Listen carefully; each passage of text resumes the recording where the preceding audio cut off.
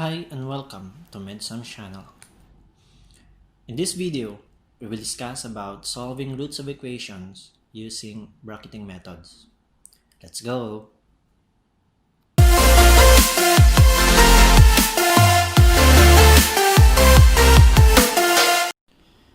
Before we proceed in solving roots of equations, let's have first a quick review regarding numerical methods. But in order for us to understand the numerical methods, we must first have idea or have the knowledge in exact methods or what we call analytical method solutions. Numerical methods are techniques by which mathematical problems are formulated so that they can be solved with arithmetic operations. Although there are many kinds of numerical methods, but they have one common characteristic. They have invariably involved large number of tedious arithmetic solutions. In short, numerical methods is approximate. An analytical method is exact.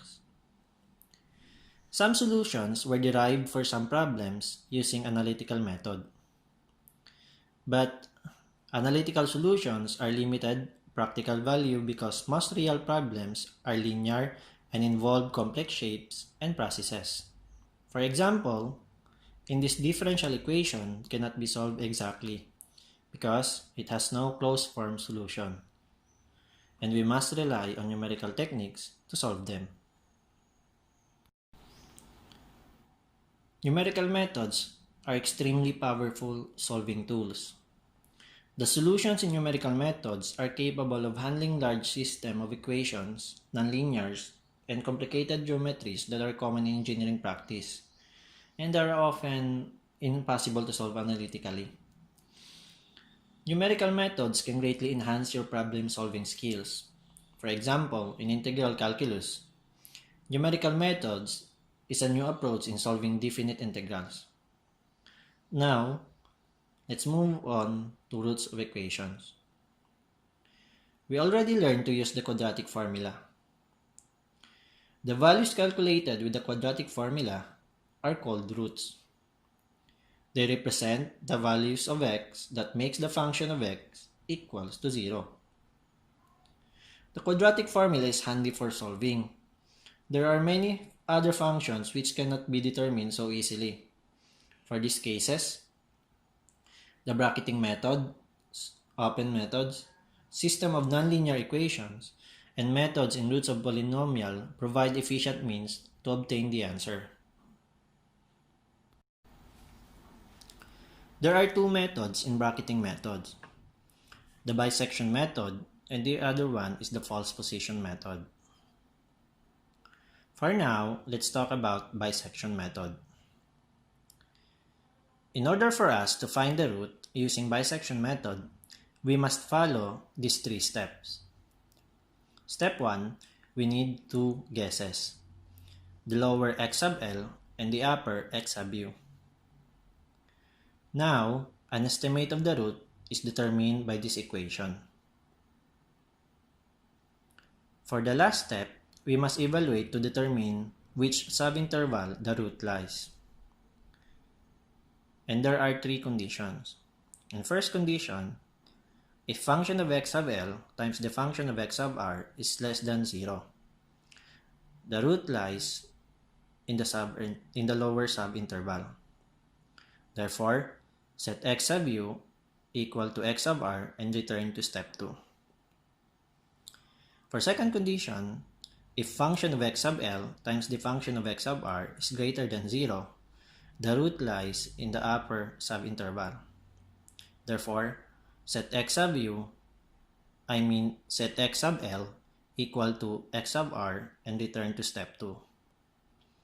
And for the last condition, if function of x sub L times the function of x sub R equal to 0, you can now terminate the computation because you already found the root, which is the x sub R.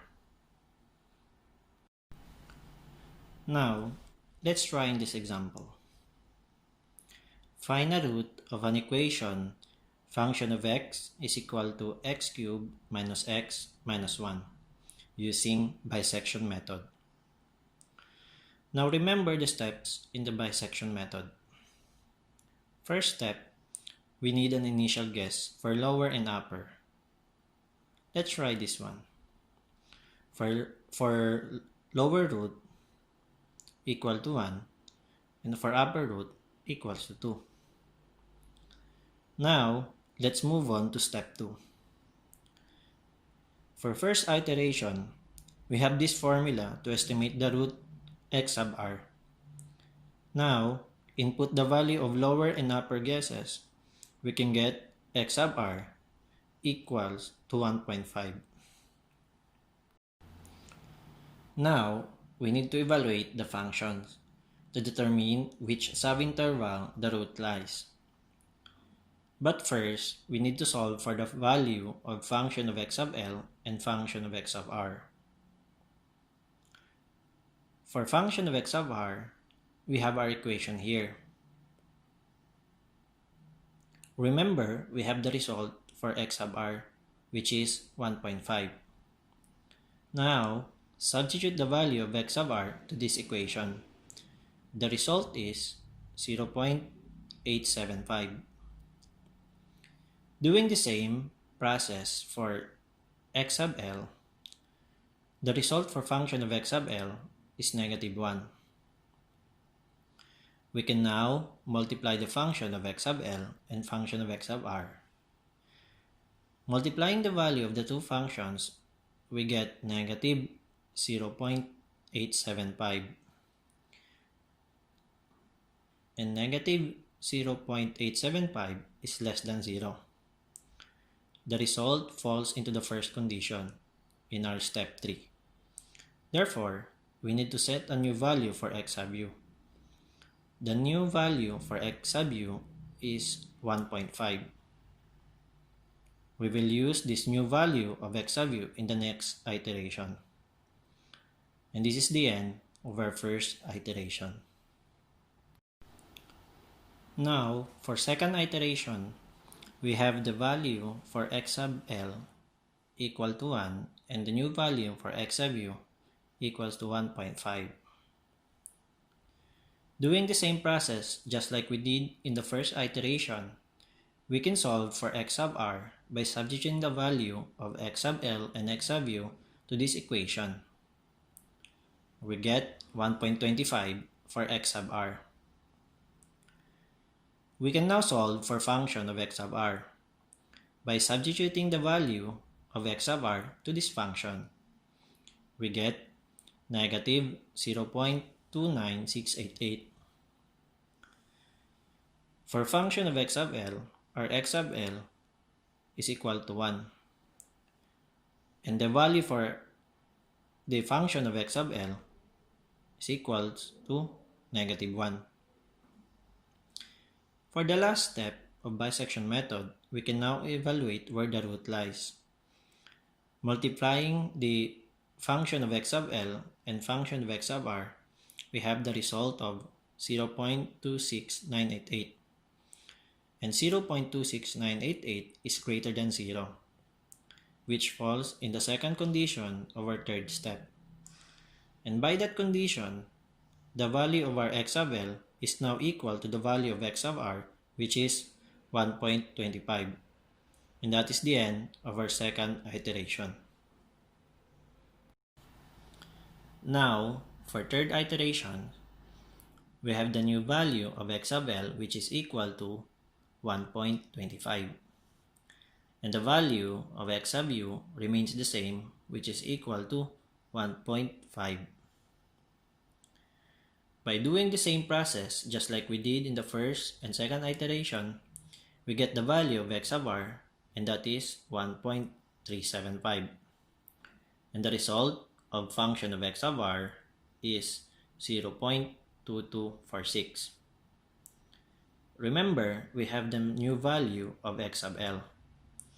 By substituting into this function, we can get -0.29688. And again, for the third step, we will now evaluate where the root lies. Function of x sub l times the function of x sub r is equal to -0.0667. And that is less than 0. which falls in the first condition of our third step. So the new value for x sub u is equal to the value of x sub r, which is 1.375. And that is the end of our third iteration. For fourth iteration, the value of x sub l is 1.25 and x sub u is 1.375. Doing the same process, we get the result of x sub r, which is 1.3125. And the result of the rest is here. We can continue this iteration as many times as we want. By doing many iterations, we can get closer to the exact value of the root of this equation. But for this example, let's stop here in the fourth iteration and estimate our error of result in the fourth iteration and compare to the exact value of the root. Now, remember, we have these results for every iteration. And to estimate the error of these roots, we have this formula. The value of x sub r new is 1.3125 because this is our newest result of estimated root. And for the x sub r old is 1.375 because this is the previous value of estimated root. Now, we get the error estimates of 4.7619%. By doing many iterations, we can lower the error of our estimated root. If we graph this equation, it has to look like this. And the exact root of this equation is 1.325. If we compare our newest value of estimated root, which is 1.3125, it has satisfying result because it has only 4.7619% error. But the lower the error, the better. Remember that in numerical methods is approximate method and it has a tedious solution. So try to continue our example and get the exact root. We mentioned that there are two methods for bracketing methods. The one we discussed a while ago is the bisection method. This time, let's talk about the second method, the false position method. The false position method has the same process like in the bisection methods. For step 1, we still need to choose lower and upper guesses for the root. The only difference between the bisection method and the false position is the step 2. In false position, we have this formula or equation to estimate the roots. In step 3, we still have to follow these following conditions to evaluate where the root lies. Now, let's try in this example. Remember our steps in false position method. The first step is to guess a root for x sub l and x sub u. But in this problem, the initial guesses is already given. The value of x sub l is 0.5 and x sub u is 2. Now, let's move on to second step and start our first iteration. Notice the formula here. We have already the value for x sub u and x sub l. But in order for us to solve the value of x sub r, we must first solve the value of function of x sub u and function of x sub l. We have this equation. Let's arrange this equation to this function of x. Now, we get this equation for function of x sub u. By substituting the initial guess of x sub u, it gives us a value of 0.6863 for function of x sub u. Let's do the same for function of x sub L. And the result for function of x sub L is negative 2.0863. This time around, we can now estimate the root. Substitute all the solved values to this formula. We get x sub r is equal to 1.6287. We can now solve for the value of function of x sub r, and that is 0.2756. Now, for the last step of false position method, we need to evaluate to determine in which subinterval the root lies. We need to multiply the function of x sub L and function of x sub r. And the result is negative 0.5749. And as you can see, the result is less than 0. Therefore, the result falls in the first condition. We need to change the value of x sub u to x sub r. And the value of x sub u is 1.6287. And this is the end of our first iteration. For next iteration, we have the new value of x sub u, which is 1.6287. And the x sub L remains the same. Following the same process, just like we did in the second iteration, first, we will solve the function of x sub u. By substituting the new value of x sub u, we can get the result of function of x sub u, which is 0.2756.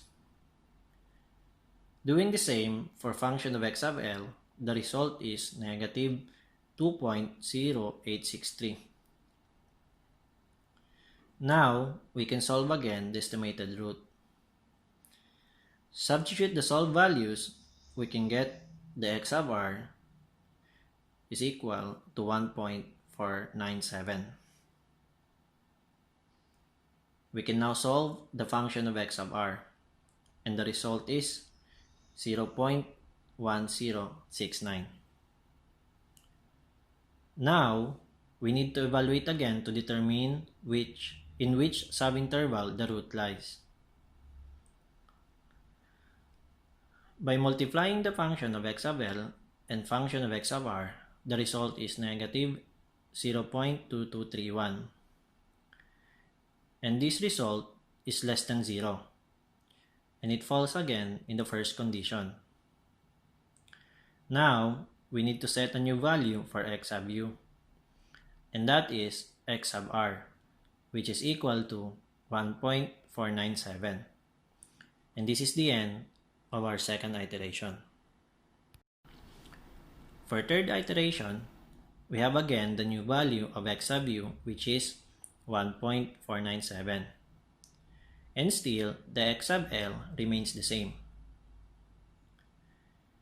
By doing the same process, just like we did in first and second iteration, we can get the value of estimated root, which is 1.4484.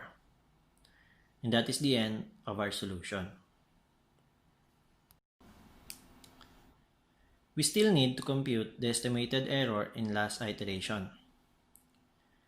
Following the same formula for estimated error, the value of x sub r new is the estimated root in third iteration. And the value of x sub r old is the estimated root in second iteration. Therefore, the estimated error is 3.355%. If we are going to graph this equation, it has to look like this. Notice this equation has two roots. Now, if your initial guesses is within the negative values, let's say for lower is negative 2 and for upper is negative 0.5, then probably you will get a negative estimated root. Try it. Now, you have learned the steps and processes of bisection method and false position method. For our next video, we will be discussing about solving roots of equation using open method. Don't forget to subscribe for more videos and hit the notification bell for updates. Bye now!